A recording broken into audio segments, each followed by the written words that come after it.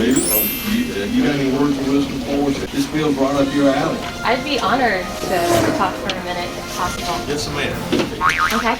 We got a lot of other business. Thank you. We'll give you a minute. No, I really appreciate it. I just have a couple of questions for the committee to consider for next year, I suppose.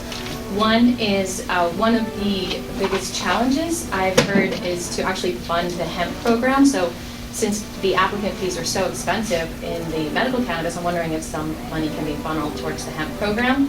The other thing that is an absolute concern of mine is that we can't, the raw hemp product, as I've said a few times, is not allowed according to, I think, both the medical and the hemp, industrial hemp. And I think that's an issue because, you know, it's like the difference between raw peaches and dried peaches, and the science is there. When you juice the actual raw cannabis, there's so much medicine there.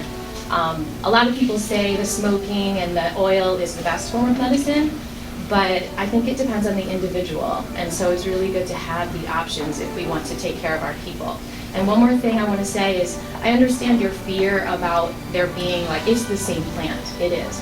And, you know, I've been rooting for industrial hemp before there was a definition of hemp being 0.3% THC or less. I've always considered it the same plant.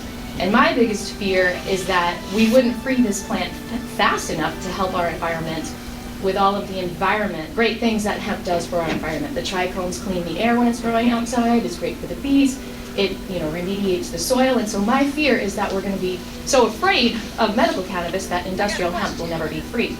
So one more thing is that I also have empathy for your need to support our industries here and the monopolies, so to speak, because I like shopping at Publix, I like shopping at Kroger, you know. Have you ever known someone who makes their own artisan bread to put out a big business? You know, have you ever known someone who makes homemade cookies to put out a bakery?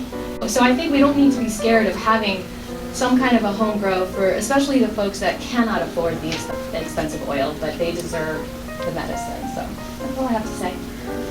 Well, thank you. Appreciate those comments. Thank you.